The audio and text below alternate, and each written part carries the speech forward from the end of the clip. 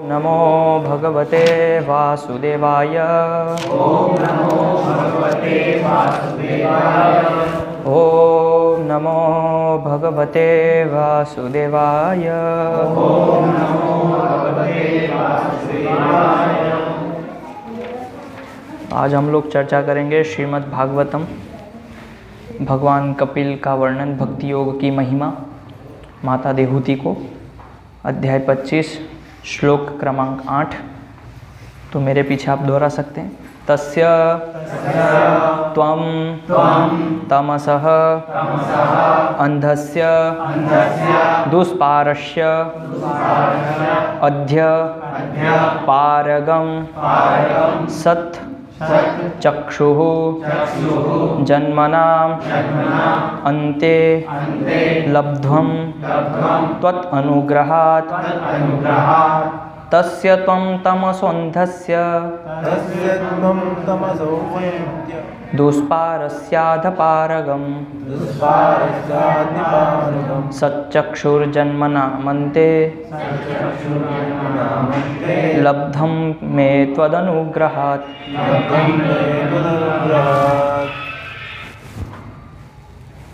तस्य उस, त्वं तुम, तमसः अज्ञान, अंधस्य अंधकार का, दुष्पारस्य पार करना दुष्कर, अद्य अब, पारगम पार जाना, सत दिव्य, चक्षुः नेत्र, जन्मनाम जन्मों के, अन्ते अंत में, लब्ध्वम प्राप्त किया, मैं मेरा, त्वत् अनुग्रहात् तुम्हारी कृपा से। अनुवाद एवं तात्पर्य अभय चरणारविंद भक्ति वेदांत स्वामी प्रभुपाद द्वारा। अनुवाद। हे प्रभु, आप ही अज्ञान के इस घने अंधकार से बाहर निकालने के एकमात्र साधन हैं, क्योंकि आप ही मेरे दिव्य नेत्र हैं, जिसे मैंने आपके अनुग्रह से अनेक जन्मों के पश्चात प्राप्त किया है। तात्पर्य। यह श्लोक अत्यंत शिक्षाप्रद है, क्योंकि यह गुरु तथा शिष्य के संबंध को बताने वाला है। शिष्य या बद्ध जीव को अज्ञान के इस महानतम क्षेत्र में रखा जाता है, फलतः वह इंद्रिय तृप्ति के सागर में फंस जाता है। इस बंधन से निकालकर स्वतंत्रता प्राप्त करना अत्यंत कठिन है, किंतु यदि कोई इतना भाग्यवान होता है कि उसे कपिल मुनि जैसा गुरु या उनके प्रतिनिधि की संगति प्राप्त हो जाती है, तो उनकी कृपा से अज्ञान के कीचड़ से उसका उद्धार किया जा सकता है। अतः गुरु की पूजा उस व्यक्ति के रूप में की जाती है जो ज्ञान के प्रकाश पुंज से शिष्य को अज्ञान के कीचड़ से उबार लेता है। पारगम शब्द अत्यंत महत्वपूर्ण है। पारगम उसके लिए आया है जो शिष्य को उस पार ले जा सकता है। इस और बद्धजीव हैं और उस और पारह उन्मुक्त जीवन है। गुरु ज्ञान के द्वारा शिष्य की आंखें खोलकर उस पार ले जाता है। हम सभी अज्ञान के कारण कष्ट भोगते हैं। गुरु के उपदेश से अज्ञान का अंधकार हटता है और शिष्य स्वतंत्रता की ओर जाने में समर्थ होता है। भगवद गीता में कहा गया है कि मनुष्य अनेकानेक जन्मों के बाद श्री भगवान की शरण ग्रहण करता है। इसी प्रकार यदि अनेक जन्मों के बाद किसी को प्रामाणिक गुरु मिल जाता है और वह कृष्ण के ऐसे किसी प्रामाणिक प्रतिनिधि की शरण लेता है, तो वह प्रकाश का किनारा प्राप्त कर सकता है। ओम अज्ञानतिमिरन्धस्य ज्ञानञ्जनशलाकया चक्षुरुन्मीलितं तस्मै श्री गुरवे नमः। श्री चैतन्य मनोभीष्टं स्थापितं येन भूतले स्वयं रूपः कदा मह्यं ददाति स्वपदान्तिकं। वन्देऽहं श्रीगुरुं श्रीयुतः पदकमलं श्रीगुरून् वैष्णवांश्च श्रीरूपं साग्रजातं सहगं रघुनाथान्वितां तं सजीवं साद्वैतं सावधूतं परिजनसहितं कृष्ण चैतन्यदेवं श्रीराधाकृष्णपादान् सहगणललितां श्रीविशाखान्वितांश्च नाम श्रेष्ठं मनमपि सच्चिपुत्रमत्र स्वरूपं रूपं तस्यागजं परिमाधुरीं पुष्टवतीं राधाकुण्डं गिरिवरं होराधिका माधवाशां प्राप्तो यस्य पतितकृपया श्रीगुरुं तं नतोऽस्मि। नमो विष्णुपादाय कृष्णपृष्ठाय भूतले श्रीमते भक्तिविकास स्वामिनिधि नामिने। नमो विष्णुपादाय कृष्णपृष्ठाय भूतले श्रीमते भक्तिवेदांत स्वामिनिधि नामिने। नमस्ते सारस्वती देवे गौरवाणी प्रचारिणे निर्विशेष शून्यवादी पाश्चात्य देश तारिणे। जय श्री कृष्ण चैतन्य प्रभो नित्यानंद श्री अद्वैत गदाधर शिवासादि गौर भक्तवृंद। हरे कृष्णा कृष्णा कृष्णा हरे हरे, हरे राम राम राम हरे हरे।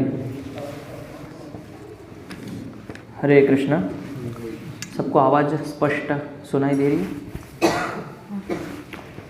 तस्य त्वं तमसोऽन्ध्यस्य दुष्पारस्याध्यपारगम सच्चक्षुर्जन्मना मन्ते लब्धं मे त्वदनुग्रहात्। तो ये स्कंद 3 अध्याय 25 इसका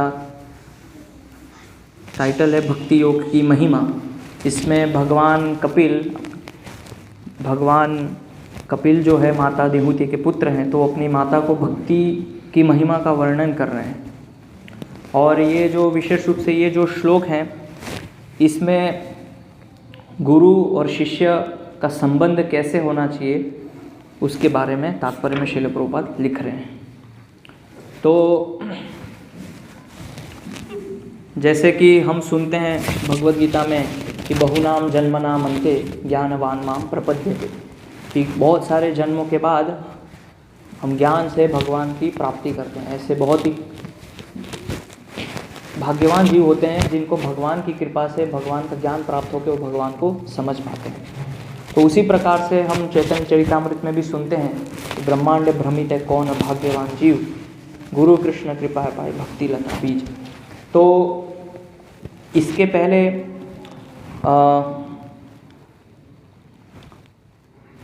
कपिल भगवान ने वर्णन किया था कि कैसे ये संसार से हमें मुक्त होना है और क्या योग्यता है भक्ति प्राप्त करने की, कौन व्यक्ति है जो प्रामाणिक गुरु को प्राप्त कर सकता है।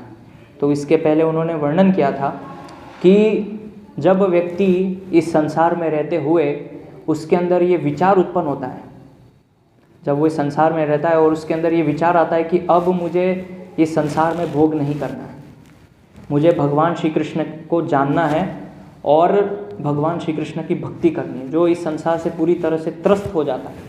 तो ये पहला लक्षण है। तो यहाँ पे तात्पर्य में श्रील प्रभुपाद ने वर्णन किया है कि ये जब तक व्यक्ति के अंदर ये भाव प्रकट नहीं होगा तब तक उसको प्रामाणिक गुरु प्राप्त नहीं होंगे। ये पहली योग्यता है शिष्य की। तो फिर ये जो अभी श्लोक जो हम चर्चा कर रहे हैं, इसमें माता देहूति वर्णन कर रही हैं कि तस्य त्वं तमसोऽन्धस्य, कि आपने मेरी आंखें खोल दी है ज्ञान के माध्यम से। तमसो अंधस्य, तो जैसे हम गाते हो मज्ञानतिमिरंधस्य, कि गुरु क्या करते हैं कि हमें तमोगुण और अहंकार से निकाल के ज्ञानंजन शलाकया, कि ज्ञान रूपी चक्षु देते हैं जिससे हम इस संसार को देख पाते हैं और सही रूप से भगवान श्री कृष्ण की शरणागति ले पाते हैं। ये गुरु का कार्य होता है। तो यही माता देहूति कपिल भगवान से कह रही है। तो एक और ये श्लोक में शब्द उपयुक्त हुआ है दुष्पारध्य पारगम।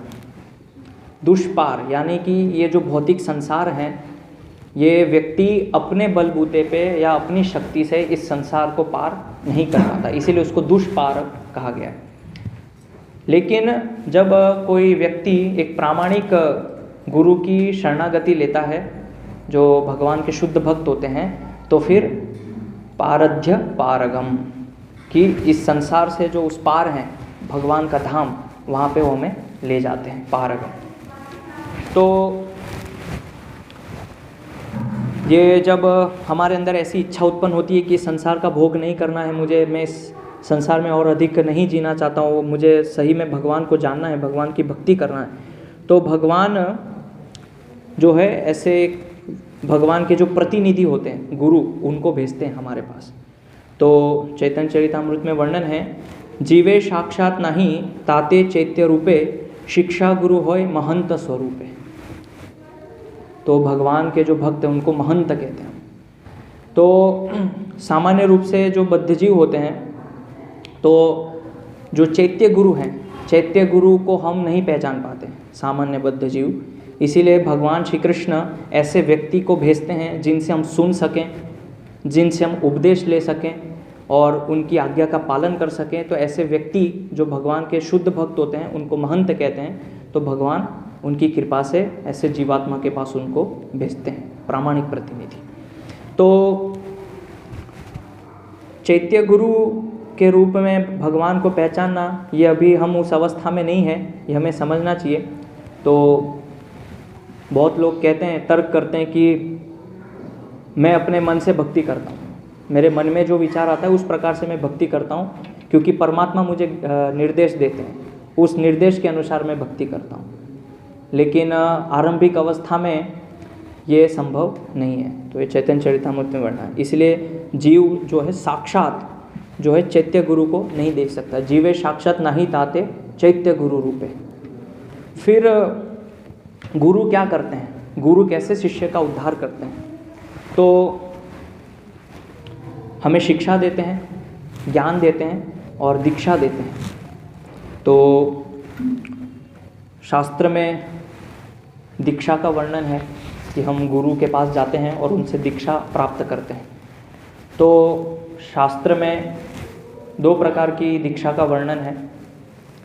एक है पांचरात्रि की दीक्षा, जो कि हम गौड़ीय वैष्णव समाज में हम सभी ग्रहण करते हैं, और एक है वैदिक की दीक्षा, जिसमें के विधि विधान और वर्ण 4 आश्रम के अनुसार व्यक्ति की योग्यता संस्कार देखते हुए उसको दीक्षा दी जाती है। तो अभी हम वर्तमान समय में देखते हैं कि जो ये वैदिक की दीक्षा है, जिसमें कि विधि विधान पालन करने होते हैं, और हम देखते हैं कि वर्ण के अनुसार भी कार्य नहीं हो रहा है, और जिस व्यक्ति का स्वभाव है उस व्यक्ति स्वभाव के अनुसार कार्य नहीं कर रहा है, और ये विधि जो है यांत्रिक विधि है, और संस्कार जो पालन करने चाहिए वो संस्कार भी पालन नहीं होते हैं। इसीलिए वर्तमान समय में कलयुग में विशेष रूप से ये जो वैदिक की दीक्षा है ये संभव नहीं है, क्योंकि वैदिक की दीक्षा में प्राथमिकता है शुद्धता, यानी कि उसका जीवन शुद्ध होना चाहिए, मानसिक रूप से शुद्ध होना चाहिए, और उसका जो मन है, चित्त है, वो शुद्ध होना चाहिए, व्यवहार से वो शुद्ध होना चाहिए। और हम देखते हैं कि ये सारी चीज़ें हमारे अंदर नहीं है। हम सभी लोग एक तरह से देखा जाए तो श्रीमद् भागवत में कहा गया है कि अंत्यज है, कोई शुद्धता नहीं है जीवन में, और मन में भी इतना सारा दुष्विचार भरे हुए हैं, और व्यवहार में भी हम शुद्धता नहीं बरतते हैं। तो ये सारी चीज़ें नहीं हैं। तो इसीलिए वर्तमान समय में कलयुग में ये जो वैदिक की दीक्षा जो शास्त्र में है वो प्रावधान्य नहीं है। लेकिन एक और विधि है शास्त्र में जो कि है पांचरात्रि की दीक्षा, जो कि हम अभी देखते हैं वर्तमान समय में कि गुरु के पास हम जाते हैं और वो हमें मंत्र देते हैं, नाम देते हैं, और फिर हमें दीक्षित करते हैं। तो जो वैदिक की दीक्षा है वो संस्कार के ऊपर निर्भर करती है, और व्यक्ति वर्णाश्रम के अंतर्गत जो विधि विधान पालन करता है उसके ऊपर निर्भर करती है। लेकिन ये जो पांचरात्रि की विधि है, ये पांचरात्रि की विधि में शरणागति अति महत्वपूर्ण है।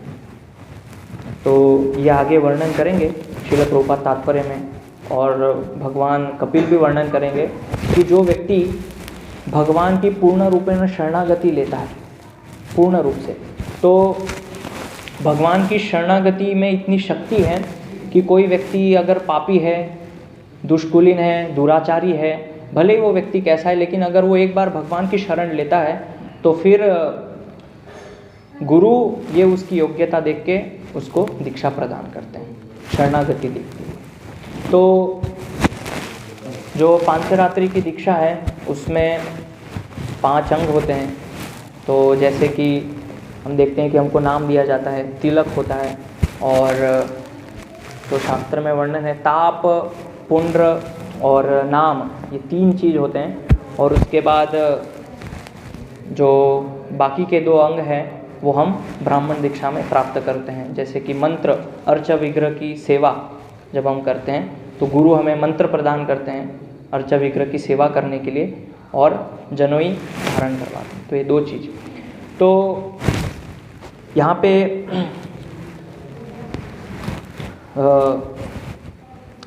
जो वर्णन है कि निर्विण्ण, तो निर्विण्ण यानी कि हम लोग इस संसार में डूबे हैं, लेकिन जब हम इस चेतना में आते हैं कि हमें गुरु की शरण लेनी है, तो फिर हम गुरु के पास जाते हैं और गुरु हमारी वो शरणागति देखते हैं, हमारी चेतना देखते हैं, और उस चेतना के आधार पे गुरु हमें दीक्षा प्रदान करते हैं। तो ये तीव्र इच्छा होना, तीव्र इच्छा कि इस भौतिक जगत में मुझे भोग नहीं करना, और अन्य कोई भी प्रकार की जैसे धनम, लाभ, पूजा, प्रतिष्ठा या अन्य कोई भी इच्छा अगर हमारे अंदर है तो फिर वो हमारी शरणागति में बाधा है, अवरोध उत्पन्न करेगी। इसीलिए हम इतने सारे करोड़ों करोड़ों जन्म से एक ही चेतना में आए हैं कि बस मुझे इस संसार का भोग करना है। तो इस चेतना से बाहर निकल के, तो जब हम बाहर निकलते हैं, गुरु के पास जाते हैं, गुरु की शरणागति लेते हैं, तो गुरु हमें नाम के साथ क्या देते हैं? दास लगाते हैं हमारे नाम के पीछे, कृष्णदास या जो भी जिसका भी नाम है, तो ऐसे तरुण कृष्णदास या इत्यादि। तो ये जो ताप, जैसे कि मैंने बताया, ताप, पुंड्र और नाम, ये 3 चीज़ प्रथम दीक्षा में होती है। ताप यानी कि गुरु से सुनना, साधु के संग में आके उसको सुनना, और ये जो संसार में ताप हम जो भोग रहे हैं, 3 ताप जो हैं उसको नष्ट करना गुरु के वाणी के द्वारा। तो लेकिन उसमें जो सबसे महत्वपूर्ण है वो है नाम। तो नाम कैसे महत्वपूर्ण है? तो जब गुरु हमें नाम देते हैं तो उसमें ये दास लगाते हैं। तो ये जो दास लगाने के पीछे ये है कि गुरु हमें ये साक्षात्कार करवाते हैं कि हम भगवान श्री कृष्ण के दास हैं, जो कि ये शिष्य की प्रथम योग्यता है। तो हम हर समय यही सोचते हैं कि मैं इस संसार में भोग करने आया हूँ। कैसे जब हम भक्ति में भी आते हैं तो भक्ति में आने के बाद भी हम यही सोचते हैं कि मुझे कैसे आनंद प्राप्त हो, लेकिन जो भगवान की तुष्टि के लिए, भगवान के आनंद के लिए जो कार्य होना चाहिए वो भूल के हम अपने आप को केंद्र में रखते हैं भक्ति में। तो ये विचार नहीं करके ये समझना कि अभी दीक्षा के बाद मैं दास हो गया हूँ, ये हमेशा स्मरण रखना। तो मुझे ऐसा कोई भी कार्य नहीं करना है कि जिससे मेरी भोग वासना बढ़े, या जो मैंने गुरु के प्रति जो शरणागति ली है, भगवान के प्रति शरणागति, उसमें बाधा उत्पन्न है। तो हमेशा ये स्मरण ध्यान में रखना कि गुरु ने मुझे दीक्षा देके मुझे दास बनाया, इस चेतना में रहना। इसलिए गुरु हमारे नाम के पीछे में दास लगाते हैं। तो जब हम गुरु से दीक्षा प्राप्त करते हैं, एक भगवान के जो प्रामाणिक शुद्ध भक्त होते हैं, और उनसे जब हम दीक्षा लेते हैं, वो हमें नाम देते हैं, तो उस समय हम भगवान श्री कृष्ण का नाम, शुद्ध नाम लेने के लिए तैयार होते हैं। उसके पहले जो हम नाम लेते हैं वो अपराधपूर्ण होता है। भगवान का नाम जो हम लेते हैं वो त्रुटिपूर्ण होता है। लेकिन जब हम शरणागति लेते हैं गुरु की और दीक्षा प्राप्त करते हैं, तो गुरु हमें भगवान का शुद्ध नाम लेने के लिए तैयार करते हैं। और उसके बाद जब हम भगवान श्री कृष्ण का नाम लेते हैं तो वो धीरे धीरे शुद्ध नाम के स्तर पे पहुंचता है। तो हमें केवल दीक्षा प्राप्त करके ये नहीं समझना चाहिए कि अभी मेरा कार्य जो है समाप्त हो गया है। मैंने शरणागति ली और गुरु से दीक्षा प्राप्त की, गुरु ने मुझे नाम दिया तो अभी मेरा कार्य समाप्त हो गया। तो जब हमें दीक्षा मिलती है गुरु से, और गुरु जब हमें नाम देते हैं, तो हमें और अधिक सतर्क होना चाहिए भगवान की सेवा करने के लिए, गुरु के आदेशों को अपने जीवन में उतारने के लिए, गुरु की जो वाणी है उसको गंभीरता से लेने के लिए हमें और सतर्क होना चाहिए। तो पहले जब हम दीक्षा के पहले या शरणागति के पहले जब भक्ति करते हैं तो उसमें अपने मन के अनुसार भक्ति होती है कि अच्छा लगेगा तो मैं मंदिर जाऊंगा, अच्छा लगेगा तो माला करूंगा, नहीं लगेगा तो नहीं करूंगा, ऐसा। लेकिन जब हम दीक्षा प्राप्त करते हैं तो फिर हमारा केवल एक ही कार्य होता है कि गुरु के आदेश का पालन करना। वो एकमात्र हमारा कार्य होता है और कोई चेतना नहीं होती हमारी। तो इस प्रकार से गुरु हमें नाम देते हैं और हमारे नाम के पीछे दास लगाते हैं। और फिर धीरे धीरे जब गुरु देखते हैं कि ये व्यक्ति, ये जीवात्मा अभी भगवान कृष्ण की सेवा करने के लिए योग्य है, तो फिर गुरु हमें मंत्र दीक्षा देते हैं, जिसको हम ब्राह्मण दीक्षा कहते हैं। और उसके साथ साथ गुरु हमें अर्चा विग्रह प्रदान करते हैं भगवान कृष्ण की सेवा करने के लिए। और अर्चा विग्रह की सेवा के आवश्यक, भगवान की सेवा करने के लिए जो आवश्यक मंत्र हैं वो मंत्र हमें प्रदान करते हैं, जिसको हम जो जनोई पे जप करते हैं तो वो मंत्र जो हैं अर्चा विग्रह की सेवा के लिए हमें मिले जाते हैं। तो इस प्रकार से गुरु जो है हमें ये भौतिक जगत के अंधकार से भगवान के धाम ले जाने के लिए सक्षम होते हैं। तो ऐसा नहीं है कि हम अर्चा विग्रह को जो है वृंदावन गए और वहाँ से लेके आ जाए और घर में उसको स्थापित करें और सेवा आरंभ कर दें। तो वैदिक काल में, वैदिक परंपरा में ऐसा होता था कि जब गुरु देखते थे शिष्य की योग्यता तो गुरु उनको अर्चा विग्रह प्रदान करते थे और उसके साथ साथ मंत्र भी प्रदान करते थे। तो ऐसे ये आज बहुत ही सामान्य प्रचलन है कि हम जाते हैं और मार्केट से भगवान को खरीद के ले आते हैं और पैसा चुकाते हैं, पैसा चुका के भगवान को लेके आते हैं। तो ये अच्छा नहीं है, ये प्रामाणिक विधि नहीं है। तो हम अगर हमारे अंदर भगवान की सेवा करने की इच्छा है, हम चाहते हैं कि गुरु की सेवा हो, तो फिर हम भगवान की जो छवि है उस छवि के रूप में भगवान की सेवा कर सकते हैं। जैसे कि यहाँ पे आप देख रहे हैं फोटो, भगवान के चित्र हैं, तो उस चित्र के माध्यम से जब तक हम योग्य नहीं हैं अर्चा विग्रह की सेवा के लिए, तब तक हमें अर्चा विग्रह की सेवा नहीं करनी चाहिए। तो वो गुरु हमारी योग्यता देख के हमें मंत्र दीक्षा देते हैं, ब्राह्मण दीक्षा। तो यहाँ पे ये शब्द जो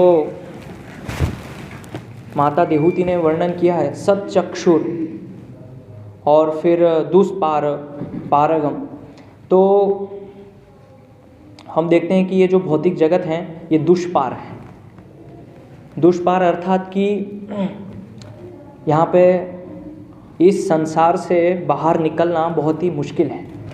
तो फिर माता देहूति कह रही कि वो संभव हुआ सच्चक्षुर जन्मना मनते, कि इतने इतने जन्मों के बाद आपने मुझे सतचक्षु दिए, जैसे हम कहते हैं मज्ञानति मिरंधस्य। तो जैसे कि चैतन्य चरितामृत में वर्णन है कि ब्रह्मांड भ्रमिते कौन भाग्यवान जीव। तो भगवान श्री कृष्ण की कृपा से हमें भगवान के प्रामाणिक गुरु प्राप्त होते हैं। और ये कोई ऐसे बाई चांस नहीं हो रहा है कि बस ऐसे ही अनायास हो गया, ऐसे नहीं है। ये भगवान की कृपा से होती है। भगवान हमारे अंदर वो योग्यता देखते हैं और हम वास्तव में अगर गुरु की शरण लेना चाहते हैं तो भगवान सही में ऐसे व्यक्ति को हमारे पास भेजते हैं, भगवान श्री कृष्ण। और फिर भगवान की कृपा से गुरु प्राप्त होते हैं और गुरु कृष्ण की कृपा से, दोनों की कृपा से हमारे अंदर जो भक्ति है, भक्ति का बीज आरोपित होता है हमारे हृदय के अंदर, और फिर वहाँ से हमारी भक्ति की शुरुआत होती है। तो ये एक साइकिल है। जैसे आपके अंदर इच्छा हुई कि मुझे भगवान की शरणागति लेनी है, आप ये समझ रहे हैं कि हाँ मुझे भक्ति करनी चाहिए, ये संसार में बहुत कष्ट हैं, यहाँ पे अलग अलग दुख हैं, ये जब आप समझते हैं तो फिर भगवान आपकी वो इच्छा देख के आपको एक प्रामाणिक गुरु से भेंट करवाते हैं। और वो प्रामाणिक गुरु और भगवान कृष्ण की कृपा से आपके अंदर भक्ति का बीज आरोपित होता है और वहाँ से आपकी भक्ति की शुरुआत होती है, भक्ति की आरंभिक अवस्था होती है। तो इसीलिए ये बहुत ही आवश्यक है भक्ति के अंदर कि प्रामाणिक गुरु को पहचाने। तो प्रामाणिक गुरु को कौन पहचान सकता है, इसका लक्षण क्या है? तो प्रामाणिक गुरु को पहचानने के लिए पहले उसके अंदर ये भाव होना चाहिए, जैसे कि मैंने पहले बताया कि मुझे इस संसार में और अधिक भोग नहीं करना है, यहाँ पे बहुत कष्ट है। ये भाव जब उत्पन्न होगा तब वास्तव में वो गुरु को पहचान पाएगा। नहीं तो फिर हमें ऐसे ही ढोंगी गुरु प्राप्त होंगे जो कि आपकी भौतिक जो सुख सुविधाएं हैं उसमें वो सहायता करेंगे कि मुझे थोड़ा धन, संपदा, ऐश्वर्य वो आपकी पूर्ति करते रहेंगे जो आपकी इच्छा होगी। तो ऐसे ढोंगी गुरु से बचने के लिए आपके अंदर पहले ये जो यहाँ पे माता देहूती वर्णन कर रही हैं कि ये भाव होना चाहिए कि मैं इस संसार से अब उब गई हूँ, मुझे यहाँ से बाहर निकलना है। तो ये जो योग्यता हैं, तो क्या योग्यता है प्रामाणिक शिष्य की? तो प्रामाणिक शिष्य की योग्यता है न धनम न जनम न सुंदरी कविताम व जगदीश कामय, कि मुझे इस संसार में कुछ नहीं चाहिए, मुझे किसी भी प्रकार का कोई भोग नहीं करना है, केवल भगवान की शरणागति लेनी है और भगवान श्री कृष्ण की भक्ति करनी है। फिर अगर ये भाव हैं तो फिर सही में हमें वो प्रामाणिक गुरु प्राप्त होंगे। और इसके अतिरिक्त अगर हमारी अन्य कोई अभिलाषा है, थोड़ी सी भी अगर कुछ अभिलाषा है, छोटी सी भी इस संसार को भोग करने की या अलग अलग सूक्ष्म इच्छा, तो फिर हम भक्ति, हमारे अंदर भक्ति का बीज आरोपित हुआ है लेकिन हम भक्ति में आगे नहीं बढ़ पाएंगे। भक्ति में प्रगति करना या भक्ति में आगे बढ़ना हमारे लिए मुश्किल हो जाएगा। तो इसीलिए ये सबसे पहली योग्यता है, ये आप हमें अपने मन में, अपने चित्त में इसको बिठा लेना है कि मुझे केवल भगवान और जो उन भगवान के प्रतिनिधि गुरु, उनकी सेवा के अलावा मुझे और कुछ नहीं करना है। तो ये भाव जब हमारे अंदर होगा तो फिर हमारी प्रगति सही रूप से हो पाएगी। तो हम देखते हैं कि हमें बहुत ही निष्कपट होना चाहिए। ये जो तात्पर्य है इसमें आगे और श्रील प्रभुपाद वर्णन करते हैं कि भक्ति में जो योग्यता है वो है निष्कपट, कोई भी प्रकार की इच्छा नहीं होना। तो जैसे हम पढ़ते हैं अहेतु की अप्रतिहत, कि हमारा कोई भी हेतु नहीं होना चाहिए भगवान की भक्ति करने के लिए। तो आपको अगर प्रामाणिक गुरु मिल गए हैं, प्रामाणिक गुरु आप भगवान ने भेजे हैं आपके पास, लेकिन आप उस प्रामाणिक गुरु के उपदेश का पालन नहीं करके, यथारूप उनके आदेशों का पालन नहीं करके अगर आप अपने मन से भक्ति करेंगे तो फिर आपकी प्रगति नहीं होगी। गुरु प्रामाणिक हैं, भगवान की कृपा से आपको प्रामाणिक गुरु मिल चुके हैं, लेकिन ये आप गुरु के आदेशों का यथारूप पालन नहीं कर रहे हैं, इसीलिए भक्ति में हमारी प्रगति नहीं हो पाती, हम भक्ति में आगे नहीं बढ़ पाते। तो एक मुख्य कारण है। जैसे गुरु का आदेश है कि प्रतिदिन मंगल आरती जाना चाहिए या 16 माला करना चाहिए और जो 4 नियम है उसका पालन करना चाहिए, ये गुरु का आदेश है। प्रामाणिक गुरु जो होते हैं वो दीक्षा के समय शिष्य को इस प्रकार के आदेश देते हैं।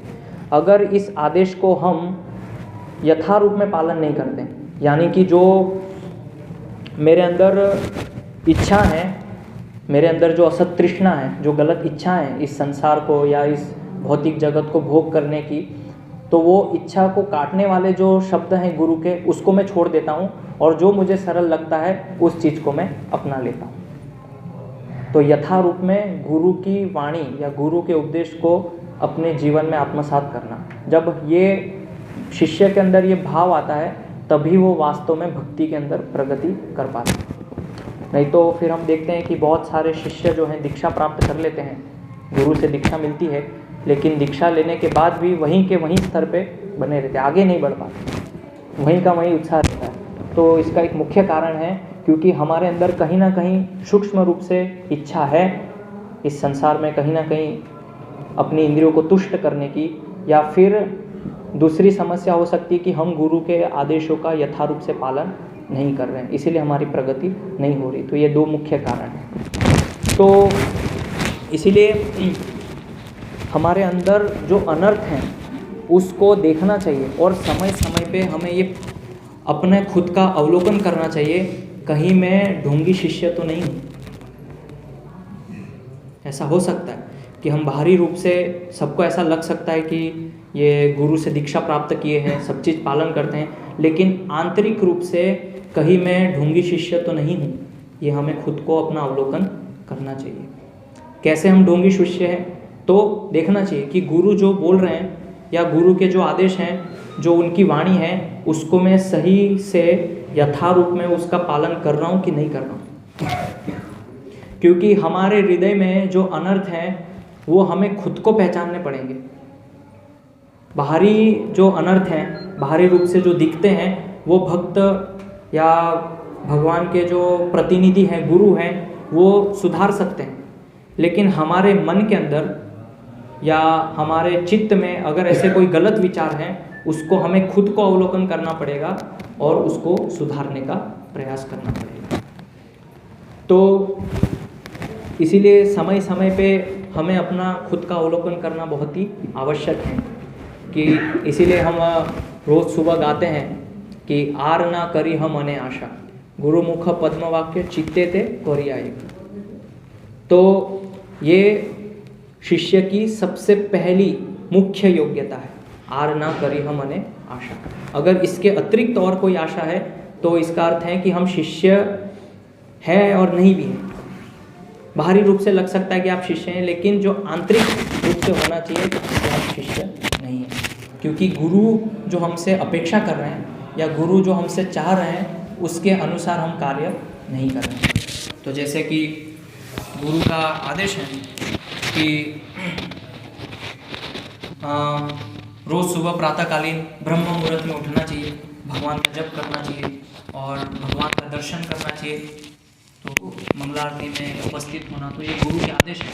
अगर इसका पालन हम नहीं कर रहे हैं तो इसका अर्थ है कि गुरु ने जो आदेश, जो वाणी दी है कि ये होना चाहिए, लेकिन उस नियम का हम पालन नहीं कर रहे हैं, तो एक प्रकार से हम शिष्य कहलाने के योग्य नहीं है। कुछ चीज़ें पालन कर रहे हैं लेकिन कुछ चीज़ें हम छोड़ रहे हैं। तो जैसे गुरु का आदेश है कि सबको कृष्ण भक्ति का प्रचार करना है, सबको भक्त बनाना है, तो ये आदेश हम पालन करते हैं। हम समय समय पे भगवान का कीर्तन करते हैं, लोगों के लिए हरिनाम करते हैं, पुस्तक वितरण जाते हैं। लेकिन कुछ चीज़ें हैं जो हम पालन नहीं करते हैं, जैसे मंगला आरती में या ब्रह्म मुहूर्त में उठना, ये हमसे नहीं हो पाता। इसमें हम आलस करते हैं या ढिलाई होती है। तो इसका अर्थ है कि गुरु के कुछ आदेश को हम स्वीकार कर रहे हैं और कुछ आदेश को हम स्वीकार नहीं कर रहे हैं। तो ये अगर जब तक हमारे अंदर होगा, हम अपने ये जो बारीक छोटे छोटे जो सूक्ष्म अनर्थ होते हैं, इसको अगर हम पहचान नहीं पाएंगे अपने हृदय में से, तो फिर हम कभी भी भक्ति में आगे की तरफ नहीं बढ़ पाएंगे। इसलिए इसको समझना चाहिए समय समय पे। तो यहाँ पे जैसे बताया गया है, भगवान कपिल बता रहे हैं कि एक शिष्य के लिए सबसे महत्वपूर्ण भाव है निष्कपट होना। तो कपट रहित होकर अपने आप का अवलोकन करके समझना चाहिए कि हाँ, वास्तव में मैं ऐसा ही हूँ, मेरे अंदर ऐसा विचार, गलत विचार है, मैं गुरु के आदेश का पालन सही से नहीं कर रहा हूँ, कहीं ना कहीं कमी है, इसीलिए मैं भक्ति में आगे नहीं बढ़ पा रहा हूँ, प्रामाणिक गुरु होने के बावजूद भी। तो ये सोचना चाहिए। तो ये इस तात्पर्य में प्रभुपाद यही बता रहे हैं कि गुरु जो है ज्ञान के द्वारा शिष्य की आंखें खोलते हैं। तो ज्ञान हमें गुरु देते हैं, और ये जो यहाँ पे जैसे प्रभुपाद बता रहे हैं कि कीचड़, ये जो संसार को कीचड़ के साथ तुलना की गई, तो इस कीचड़ से हमें बाहर निकाल के उस पार यानी पारगम भगवान के धाम वापिस ले जाते हैं। लेकिन उस ज्ञान को हम कितना आत्मसात करते हैं, कितना उसको अपने जीवन में उतारते हैं, उसके ऊपर भी वो निर्भर करता है। तो गुरु सक्षम है, लेकिन शिष्य सक्षम है कि नहीं, वो गुरु की आदेशों को अपने जीवन में उतारने के लिए या उस वाणी को यथारूप लेने के लिए, वो भी महत्वपूर्ण है। तो इसलिए दोनों तरफ से कार्य होता है। फिर आगे वर्णन करते हैं माता देहूति कि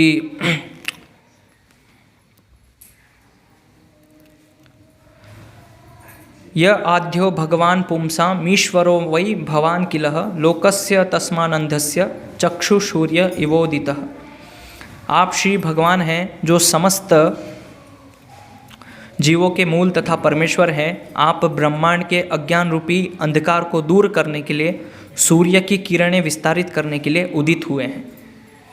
तो माता देहूति जो है वो भगवान कपिल से कह रहे हैं और भगवान कपिल को वो अपना गुरु मान रही हैं, इसलिए वो इस भाव में भगवान कपिल से बोल रही हैं कि आपका जो अवतरण हुआ है यहाँ पे, तो सूर्य की भांति आपका अवतरण हुआ है। और क्यों हुआ है, तो जैसे सूर्य उदित होता है, तो सूर्य जैसे ही उदित होता है तो सारा अंधकार जो है वो नष्ट हो जाता है और प्रकाश आ जाता है। तो उसी प्रकार से जब गुरु हमारे जीवन में आते हैं और हमें ज्ञान देते हैं, तो हमारे मन से, हमारे बुद्धि से अंधकार जो है तमोगुण वो नष्ट होता है और प्रकाश देते हैं, ज्ञान रूपी प्रकाश प्रदान करते हैं।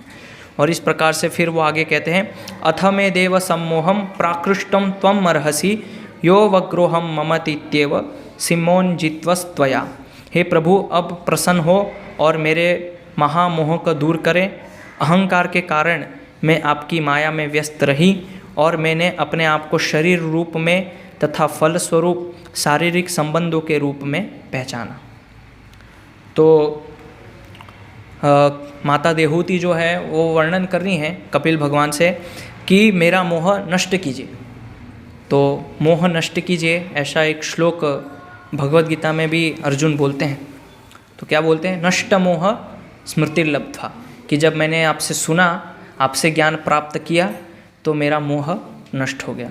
और यही चीज़ माता देहूति भी भगवान कपिल से कह रही कि मेरा मोह जो है वो दूर कीजिए। सम्मोहम अथ मे देव सम्मोह, कि मेरा जो मोह है वो नष्ट कीजिए। और फिर वो वर्णन करती हैं कि अहंकार के कारण मैं आपकी माया में व्यस्त रही और मैंने अपने आप को शरीर रूप में समझा। तो जैसे कि मैंने बताया कि अभी माता देहूति इस भाव में भगवान कपिल के पास जा रही हैं। जैसे कि मैंने बताया कि अब मैं ये सब चीज़ से बाहर निकलना चाहती हूँ और आप मुझे निकालिए। तो इसी प्रकार से हम देखते हैं कि जब अर्जुन ने शरणागति ली तो अर्जुन ने यही बोला, कार्पण्य दोषो पथ स्वभाव पृच्छामि त्वाम धर्म सम्मूढ़ चेता, कि धर्म सम्मूढ़ चेता, कि मेरी जो मति है या मेरी जो बुद्धि है वो भ्रमित हो गई है, आप मुझे इस चीज़ से बाहर निकालिए। इसलिए वो कहते हैं शिष्यस्तेहम शाधि माम त्वाम प्रपन्नम, कि अब मैं आपका शिष्य बनने के लिए तैयार हूँ, तो आप मुझे उपदेश दीजिए। तो इसी प्रकार से ये जो तो आध्यात्मिक प्रगति यहाँ पे जो है एक प्रकार से श्रील प्रभुपाद तात्पर्य में योग का वर्णन कर रहे हैं। तो तात्पर्य में श्रील प्रभुपाद बता रहे हैं कि आध्यात्मिक योग या जो हम कहते हैं प्रगति योग में, तो हम देखते हैं कि जो अलग अलग योग पद्धति हैं, जैसे ज्ञानी है या योगी है, तो वो लोग भी भगवान को प्राप्त करने के मार्ग में लगे हैं, लेकिन उनके अंदर एक चीज़ की कमी है, वो है शरणागति। उन्होंने शरणागति नहीं ली है, वो अपने बल पे, अपने बुद्धि से भगवान को हासिल करना चाहते हैं, भगवान को प्राप्त करना चाहते हैं, तो इसीलिए उनको समय लगता है। लेकिन जो भक्ति है, तो भक्ति में प्रथम योग्यता, प्राथमिक योग्यता है शरणागति। इसीलिए भक्ति में हम बहुत ही अधिक तीव्रता से प्रगति करते हैं, लेकिन जो योग है, ज्ञान है, उसमें समय लगता है। तो ये जो आध्यात्मिक योग जिसे हम ये भक्ति कहते हैं, तो आध्यात्मिक योग अर्थात जो आत्मा को और भगवान को जोड़ती है।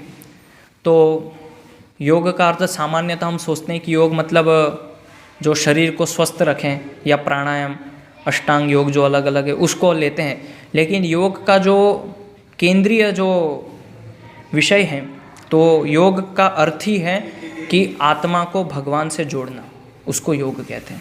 तो हमारा जो लक्ष्य है, योग का लक्ष्य या जो ये भक्ति है, तो इसका लक्ष्य है कि इससे जुड़ के हम ये जो भौतिक संसार में सुख या दुख हैं उससे विरक्ति प्राप्त करें। तो यहाँ पे आगे तात्पर्य में श्रील प्रभुपाद वर्णन करते हैं कि भौतिक सुख और दुख से हमें जो है विरक्ति उत्पन्न करनी चाहिए। तो सामान्यतः हम देखते हैं कि सुख में हमारी भक्ति ज़्यादा अच्छे से होती है, लेकिन जब कोई दुख आता है तो हम भक्ति में शिथिल होते हैं। तो ऐसा सामान्यतः समाज में होता है कि जब लोग त्रस्त होकर भगवान की शरण लेते हैं और जब शरण लेते हैं तो उनके जीवन में कुछ अच्छा होने लगता है, लेकिन जब वापस कष्ट आता है तो भगवान की भक्ति या भगवान की शरण वो छोड़ देते हैं। तो उसी प्रकार से हम देखते हैं कि जब हम भगवान की भक्ति में लगते हैं और भगवान की भक्ति करते हैं, शरणागति लेते हैं, तो हमें ऐसा देखने में आता है और ऐसा देखा गया है कि जब हमारी भौतिक स्थिति बहुत अच्छी होती है, यानी कि आर्थिक रूप से, सामाजिक रूप से या धन संपदा के रूप से, जब व्यक्ति की स्थिति अच्छी होती है तो वो बहुत अच्छे से भक्ति करता है, उसके अंदर उत्साह होता है कि हाँ भक्ति करनी है, भक्ति। लेकिन जैसे ही कोई संकट या कष्ट आता है या दुख आता है तो भक्ति से विचलित होता है, उत्साह शिथिल हो जाता है। फिर वो जो जिस प्रकार से पहले वो भक्ति कर रहा था उस प्रकार से भक्ति नहीं होती है, शिथिल पड़ जाते हैं। तो इस प्रकार से हम भक्ति के अंदर या शरणागति लेने के बाद भी भक्ति के अंदर विचलित होते रहते हैं, कभी ऊपर जाते हैं, कभी नीचे जाते हैं। तो आर्थिक या सामाजिक ये जो परिस्थितियां हैं, तो ये जो भौतिक संसार हैं, भौतिक संसार का स्वभाव है कष्ट या विपदा। तो जैसे श्रीमद् भागवत में बताया गया, पदम पदम यत विपदाम न तेषाम, कि हर एक पग पर हमें संकट है। तो ऐसा क्यों है? तो ऐसा इसीलिए है क्योंकि ये संसार का स्वभाव ही है संकट, कष्ट। जैसे भगवान कहते हैं दुखालयम अशाश्वतम। तो ऐसा लोग प्रश्न पूछते हैं कि मैं भगवान की भक्ति कर रहा था और मैंने भगवान की शरणागति ली, लेकिन मेरे जीवन में कष्ट क्यों आया? मैंने तो भगवान का बहुत नाम लिया था, तो भगवान ने फिर भी मुझे इतना कष्ट क्यों दिया? तो कष्ट होना कोई आश्चर्यजनक स्थिति नहीं है, वो तो ये संसार का स्वभाव ही है कष्ट। अगर यहाँ पे अगर हमें थोड़ा सुख मिल रहा है तो वो आश्चर्य है। तो वो जो हमें सुख मिलता है इस संसार में, वास्तव में वो सुख एक भ्रमित माया द्वारा बनाया गया एक सुख है, स्वप्न जैसा है। वो कुछ समय के लिए रहता है, फिर नष्ट हो जाता है। तो जैसे हम देखते हैं कि इस भौतिक जगत में जो अलग अलग योनियां हैं, तो सभी जीवों की अलग अलग स्वाभाविक स्थिति है। तो जैसे कि हमारी स्वाभाविक स्थिति है स्थल में रहना, लेकिन जैसे मछली है तो मछली को आप ज़मीन पे नहीं रख सकते। क्यों नहीं रख सकते? क्योंकि वो उसकी स्वाभाविक परिस्थिति नहीं है, वो उसके लिए संकटपूर्ण परिस्थिति है। तो जैसे ही अगर हमको पानी में फेंका जाएगा तो हम वहाँ पे नहीं रह पाएंगे, क्योंकि हमारी वो स्वाभाविक स्थिति नहीं है। तो ये संसार में जो हमें यहाँ पे कष्ट मिल रहे हैं या अलग अलग प्रकार से जो विपदाएं हैं, वो विपदा इसलिए मिल रही क्योंकि हम अपनी स्वाभाविक परिस्थिति में नहीं हैं। तो हमारी स्वाभाविक स्थिति है भगवान के पास, भगवान के धाम में रहना। इसीलिए शास्त्र में वर्णन है जीवेर स्वरूप होय कृष्णेर नित्यदास, कि अपनी स्वरूप स्थिति को हम भूल गए हैं, इसीलिए यहाँ पे हमको अलग अलग कष्ट मिलते हैं। तो फिर हम देखते हैं कि जब कष्ट आते हैं, संकट आते हैं, तो लोग को आश्चर्य होता है कि कोरोना हो गया, वो मर गए। तो उसमें कोई आश्चर्य की बात नहीं है, वो तो ये संसार का स्वभाव ही है, तो उसमें आश्चर्य क्यों करना है हमें? तो भगवान खुद भगवत गीता में बोल रहे हैं। तो इसीलिए ये जो भक्ति में हम देखते हैं कि सुख दुख या दुख में हम बहुत ही शिथिल हो जाते हैं, भगवान की शरणागति छोड़ देते हैं, या जब सुख आता है तो हम फिर से भक्ति में आते हैं कि हाँ अभी मेरा घर में सब सेटल हो गया है, अब मेरा बच्चे का विवाह भी हो गया है, अब मैं भक्ति करूँगा और अच्छे से करूँगा। लेकिन जैसे ही कष्ट आता है तो भगवान की शरणागति छोड़ के वो बाहर चला जाता है। तो इसीलिए ये जो हम कहते हैं कि भगवान की भक्ति में सुख है, कि आप भगवान की शरणागति लीजिए, आपको सुख मिलेगा, आप भक्ति में जुड़िए, आपको आनंद मिलेगा। तो उस आनंद का अर्थ है कि भगवान श्री कृष्ण की सेवा या भगवान के भक्तों की सेवा करने में जो आनंद मिलता है वो वास्तविक आनंद है। उस आनंद की बात कर रहे हैं, वो आनंद की बात नहीं कर रहे हैं कि मेरे कानों को कीर्तन अच्छा लग रहा है या मेरी जिह्वा को प्रसाद अच्छा लग रहा है, उस आनंद की बात नहीं हो रही। यहाँ पे भक्ति का आनंद का अर्थ है कि भगवान और भगवान के भक्तों की सेवा करने में जो एक आनंद, जो एक संतुष्टि हमें महसूस होती है, वो उसकी बात की गई है। तो हम देखते हैं कि अभी हमें वो आनंद प्राप्त नहीं होता है, इसीलिए हमारा जो सुख और दुख का मापदंड है वो अपनी इंद्रियों के ऊपर आधारित है। कैसे अपनी इंद्रियों पे आधारित हैं? तो जैसे कि मैंने बताया कि जब संकट आता है तो हम शिथिल हो जाते हैं, हम निराश हो जाते हैं, हताश हो जाते हैं। लेकिन जैसे ही हमारी परिस्थिति सुधर जाती है, अच्छी हो जाती है, तो हम बहुत अच्छे से मंदिर आने लगते हैं, माला करते हैं, भगवान की भक्ति में लग जाते हैं। तो इसका अर्थ यह है कि हम आनंद अपनी इंद्रियों के द्वारा प्राप्त कर रहे हैं। भगवान की भक्ति या भगवान की सेवा के द्वारा जो आनंद मिलना चाहिए वो आनंद नहीं मिल रहा है, तो वो वास्तविक आनंद है। तो इसीलिए हम लोग आरंभिक अवस्था में सब कनिष्ठ भक्त हैं, बहुत ही कनिष्ठ नए भक्त हैं। तो ये भगवान की शरणागति, भगवान की भक्ति में जो आनंद है उसको प्राप्त करने के लिए वास्तव में जो भगवान के प्रतिनिधि, जो महंत हैं, जैसे कि मैंने बताया भगवान के शुद्ध भक्त महंत, उनकी सेवा करेंगे तो वो आनंद प्राप्त होगा। और फिर धीरे धीरे अपने इंद्रियों से या अपने मानसिक रूप से जो आनंद प्राप्त हो रहा है वो नहीं मिलेगा आपको। तो ये एक मापदंड है। इसीलिए हाँ, हम देखते हैं कि ऐसा प्रश्न आता है कि हमारा उत्साह ऊपर नीचे क्यों होता है। कभी तो बहुत उत्साह आता है कि भगवान की आरती में जाना चाहिए, भगवान की माला करनी चाहिए, लेकिन हम देखते हैं फिर बोलते हैं कि अभी उत्साह नहीं आ रहा है, भक्ति में सेवा नहीं हो पा रही अच्छे से। तो इसका कारण ये है क्योंकि हम उस भगवान की सेवा को या भगवान की भक्ति को भगवान की संतुष्टि के लिए नहीं करके मुझे अच्छा लग रहा है इसलिए मैं कर रहा हूँ, मुझे अच्छा नहीं लगेगा तो मैं नहीं करूँगा। तो केंद्र हम खुद हैं। लेकिन जब उस चीज़ को हटा के हम केंद्र भगवान कृष्ण को या भगवान के भक्तों को बनाएंगे तो फिर उत्साह ऊपर नीचे नहीं होगा, हमारा उत्साह बरकरार रहेगा हमेशा, हर समय। तो ये उत्साह बनाए रखने के लिए क्या करना चाहिए? भगवान की भक्ति में हमेशा हमें अपने आप को जुड़े रहना चाहिए। किसी भी अवस्था में, कोई भी परिस्थिति हो, चाहे संकट आए या सुख हो या दुख हो, कोई भी परिस्थिति हो, लेकिन हमें भगवान से अपने आप को अलग नहीं करना है। हमेशा भगवान और भगवान के भक्तों से अपने आप को जोड़ के रखना है। तो जब हम अपने आप को भगवान या भगवान के भक्तों से जोड़ के रखेंगे तो फिर धीरे धीरे हमें भक्ति में उत्साह मिलेगा, हमें और अधिक भगवान के लिए सेवा करने की तीव्रता, इच्छा जागृत होगी। तो अभी हम देखते हैं कि जैसे हमें सेवा मिलती है तो हम थोड़ा आनाकानी करते हैं, उत्साह नहीं मिलता है सेवा करने के लिए, अच्छा लगता है तो सेवा करते हैं। लेकिन जब हम भगवान के भक्तों के साधु संग में जुड़े रहेंगे, साधुओं का संग करेंगे, तो वो उत्साह हमें मिलेगा और हर क्षण हम तत्पर होंगे भगवान की सेवा करने के लिए। और फिर इसको हम बहुत ही गंभीरता से लेंगे इस चीज़ को।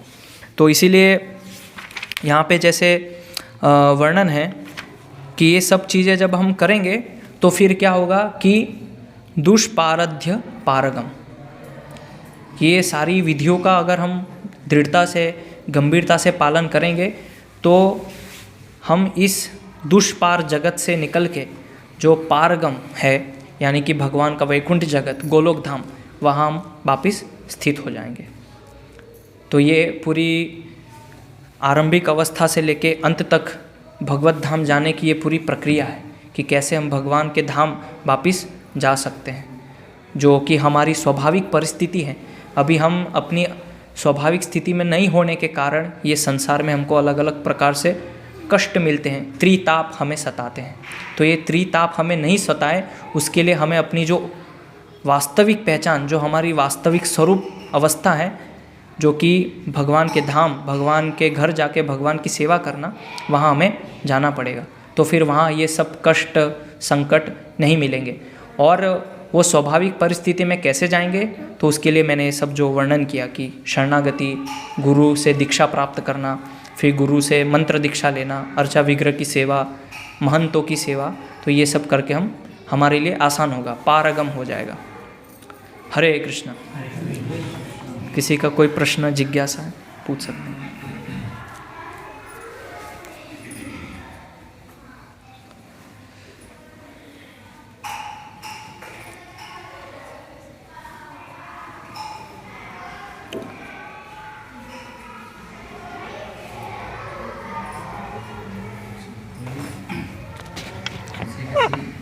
के पास मान लीजिए कोई भक्त का संपर्क नहीं रहे, जैसे हमारे पास तो आप सब लोग हैं, यहाँ मंदिर है, जैसे अन्य जगह हम प्रचार के लिए जाते हैं तो वहाँ काफ़ी दूर दावतियों के लिए संभव नहीं है, तो फिर वो इस कनेक्टिविटी में रहने के लिए जैसे उन्हें बताते हैं कि आपका लेक्चर सुनिए और कुछ ऐसा, लेकिन कहीं ना कहीं हम देखते हैं कि जब ये पूरा परफेक्ट सिस्टम में हम रहते हैं वो हमें उससे बहुत एनर्जी मिलती है। और उन लोगों के लिए ये संघ और ये पारगम्य बनाने के लिए फिर एक रूपरेखा जिससे वो प्रवाह से बने उसमें। लेकिन हम तो ऐसा भी देखते हैं कि जिनके पास भक्त संघ है वो भी अच्छे से नहीं कर पा रहे, ऐसी भी परिस्थिति है। तो वो तो व्यक्ति के चेतना पे और व्यक्ति के स्वभाव पे निर्भर करेगा कि वो भक्ति में प्रगति करना चाह रहा है कि नहीं। क्योंकि अगर वो केस हो रहा है कि जहाँ पे उसको भक्तों का संग, महंतों की सेवा नहीं है, तो वो बेचारा कैसे प्रगति करेगा। लेकिन हम ये भी तो देखते हैं कि जिसको संग मिल रहा है और जिसको ये सुलभ्य है, वो व्यक्ति भी प्रगति नहीं कर पा रहा है। तो अगर वो व्यक्ति वास्तव में प्रगति करना चाहता है तो उसके अंदर दृढ़ इच्छा पहले होनी चाहिए। तो भगवान के जो भक्त हैं, अभी तो बहुत सुविधा है, तो हम मोबाइल के थ्रू, कांटेक्ट के थ्रू भक्तों से चर्चा करें, उनसे मार्गदर्शन प्राप्त करें। और जो भगवान के प्रतिनिधि हैं, प्रामाणिक प्रतिनिधि जिन्होंने ग्रंथ लिखे हैं, शास्त्र लिखे हैं, तो वो भी एक प्रकार से हमारे लिए उपदेश हैं। उस उपदेशों को हम अपने जीवन में उतार के हम आगे बढ़ सकते हैं भक्ति में।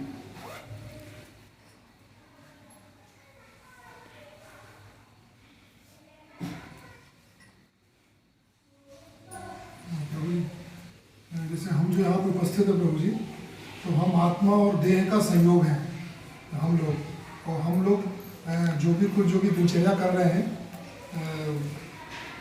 आगे प्रगति करने के लिए, तो वो प्रभु जी आत्मा का वर्ण कैसे होगा वो, क्योंकि हमारी जब मृत्यु होगी तो शरीर यहीं रह जाएगा हमारा, और आत्मा का स्वभाव है कि आत्मा किसी भी चीज़ को एक्सेप्ट नहीं करती है प्रभु। जैसे हम भगवद गीता पढ़ते हैं तो यात्रा तो आत्मा की होगी, तो वो चीज़ बड़ा समझ में नहीं आती है कि हम इस लौकिक जगत में जो भी चीज़ें कर रहे हैं, शरीर यहीं रह जाएगा, हमारी गतिविधियाँ भी यहीं सब रह जाएंगी, यात्रा आत्मा की होगी।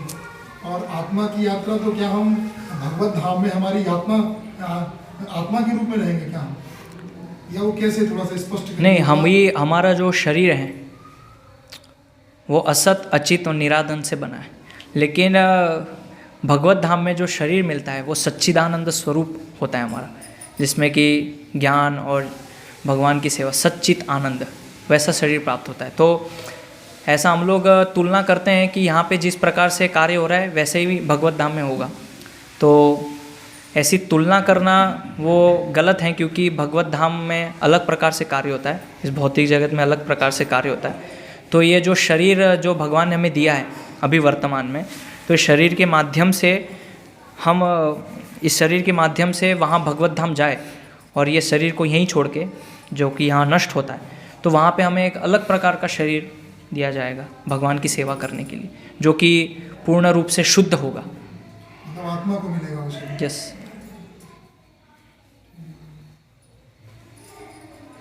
जैसे प्रभु जी अलग अलग लोग हैं, अलग अलग जिसका जैसा पुण्य कर्म होगा वैसे उसको लोग प्राप्त होंगे।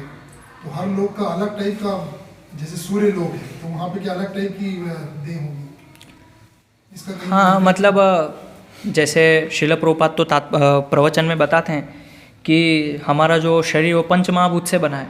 तो पंच महाभूत में कुछ कुछ, किसी के अंदर अग्नि ज़्यादा होगी, किसी के अंदर जल की मात्रा ज़्यादा होगी। तो जिसके अंदर जल की मात्रा ज़्यादा है वो पानी में रहेंगे, जिसके अंदर अग्नि की मात्रा है तो सूर्य लोक पे रहेंगे। हमारे अंदर पृथ्वी की मात्रा ज़्यादा है इसलिए हम पृथ्वी लोक पे हैं। तो ऐसे अलग अलग लोक के अनुसार ये पंच महाभूत का मिक्सचर होके ऐसा शरीर उनको दिया जाता है ताकि वो वहाँ पे रह सके अच्छे से। अगर हम लोग सूर्य लोक पे जाएंगे तो हमने वहाँ नहीं रह पाएंगे, या उदाहरण के लिए अगर हमको पानी में छोड़ा जाए तो नहीं रह पाएंगे। लेकिन जो मछली है, तो मछली या जो भी जलचर हैं तो उनके अंदर जल की मात्रा ज़्यादा है, इसलिए वो जल में रह रहे हैं वहाँ पे। उसी प्रकार जो सूर्य लोक हैं तो सूर्य लोक में अग्नि की मात्रा ज़्यादा है, इसलिए वो रह पा रहे हैं। प्रभु जी, कुंती महारानी जी ने कहा है कि कष्ट हमें देते रहे भगवान तो हम भक्ति ज़्यादा कर पाएंगे। तो सम स्थिति में क्यों नहीं? मतलब कष्ट में तो स्वाभाविक है कि उनमें भी भगवान का स्मरण ज़्यादा रहता है, वो भक्ति अच्छी होती है। सम स्थिति में क्यों नहीं हो पाती? सम स्थिति में मतलब जब हम सुखी होते हैं। हाँ, मतलब सम स्थिति बनी रहे भक्ति के लिए। क्यों अपन बहाना ढूंढे कि कष्ट रहेगा तो ज़्यादा भक्ति करेंगे, सुखी रहेंगे तो ज़्यादा भक्ति करेंगे, आनंद रहेगा तो ज़्यादा भक्ति करेंगे। तो माता देहूति बोलती हैं कि विपदस संतुताशस्व तत्र तत्र जगत गुरु, कि आप मुझे और अधिक विपदा दीजिए। तो ऐसा सामान्यतः देखा जाता है कि जो व्यक्ति भगवतता से नहीं जुड़ा या आध्यात्मिकता से नहीं जुड़ा है, तो जब उसके ऊपर विपदा आती हैं तो स्वाभाविक कहीं ना कहीं उसके अंदर ये चेतना जागृत होती है कि मैं भगवान की शरण लूँ, भगवान की प्रार्थना करूँ। तो लेकिन अभी हमारी जो, क्योंकि अभी हम आध्यात्मिकता से जुड़े हैं, भगवत भक्ति में आए हैं, तो अभी हमारी वर्तमान परिस्थिति में जो अवस्था है वो वैसी नहीं है कुंती महारानी जैसी। वो शिक्षा हमें जीवन में अपनानी है, लेकिन वास्तव में देखना चाहिए कि क्या उस परिस्थिति के लिए मैं तैयार हूँ कि नहीं। इसीलिए भगवान हमें सोच समझ के ही उतना कष्ट देते हैं। अगर बहुत ज़्यादा कष्ट देंगे तो आप भक्ति छोड़ के चले जाएंगे, क्योंकि अभी हमारा जो विश्वास, जो श्रद्धा है वो दृढ़ नहीं हुई है। तो भगवान देखते हैं कि ये व्यक्ति अभी आरंभिक अवस्था में, इसलिए उसको सम परिस्थिति में रखेंगे, भक्ति अच्छी चलती रहे। लेकिन बहुत ज़्यादा कष्ट मांगेंगे और कष्ट मिल गया, हो सकता है हम भक्ति छोड़ के चले जाएं। लेकिन जो हम देखते हैं 5 पांडव है, तो 5 पांडवों के अंदर वो दृढ़ता, वो श्रद्धा की भगवान का संग नहीं छोड़ना है, हमें भगवान के पास रहना है, वो विश्वास था। तो कुंती महारानी मांग रही है दुख दीजिए, दुख दीजिए, भगवान दुख दे रहे हैं, उनके साथ रह के भी उनको दुख दे रहे हैं। लेकिन अगर वैसी परिस्थिति हमारे साथ हो जाए तो हो सकता है कि हम भगवान का संग छोड़ के चले जाएं। इसीलिए बहुत सोच समझ के, प्रार्थना भी सोच समझ के करनी चाहिए कि किस प्रकार की प्रार्थना हम भगवान से कर रहे हैं। अगर हो सकता है आपके हृदय में वो भाव हो कि सही में कष्ट मिले और भगवान देखे कि हाँ इसके अंदर वो भाव है, बहुत कष्ट दे देंगे, लेकिन उसके बाद का जो परिणाम है वो सही नहीं होगा।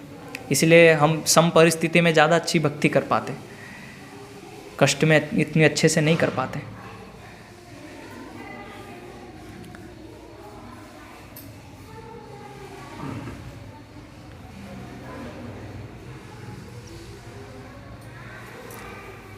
हरे कृष्ण। श्रीमद् भागवतम की जय, भगवान कपिल की जय, माता देहूति की जय, निताय गौर प्रेमानंदे। हरि हरि।